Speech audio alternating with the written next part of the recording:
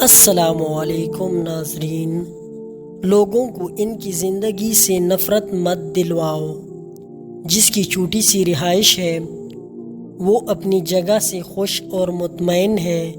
اسی ضرورت نہیں ہے کہ تم جب اس کے گھر جاؤ تو اسے یہ کہو کہ تم اس میں کیسے رہتے ہو اور اس کی زندگی کو مشکل بنا دو۔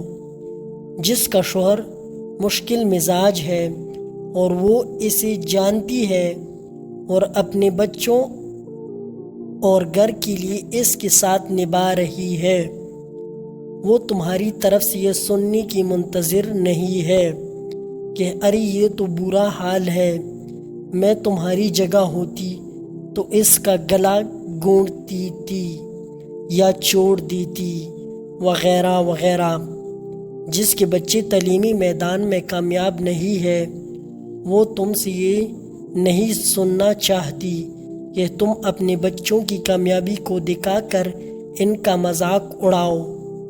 جو عورت کسی جگہ کام کر رہی ہے کیونکہ اسے مالی مشکلات کا سامنا ہے اور اس کے پاس دوسرا کوئی آپشن نہیں ہے، اسے تمہاری طرف سے یہ سننے کی ضرورت نہیں ہے کہ یہ کیسی جگہ ہے جہاں تم کام کرتی ہو، میں تو کبھی بھی ایسی کام کو قبول نہیں کرتی۔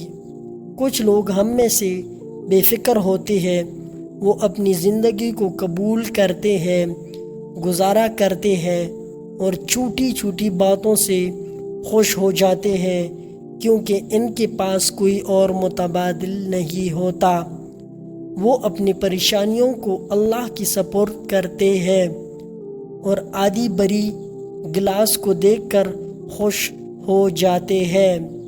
لوگوں کو ان کے حال پر چھوڑ دو، ان کی تکلیفیں کو تازہ مت کرو اور ان پر فیصلہ مت سناؤ جو تمہاری حالات اور ان سے مختلف ہو۔ بولنے سے پہلے اپنے الفاظ کو درست کر لو، لوگوں کی زندگی کو آسان بناؤ تاکہ اللہ تعالی تمہاری زندگی کو بھی خوبصورت بنا دے۔ اگر ویڈیو اچھی لگی ہو تو لائک اور سبسکرائب کر دیجئے۔ ملتے ہیں اگلی ویڈیو پر، تب تک کے لیے اجازت دیجئے۔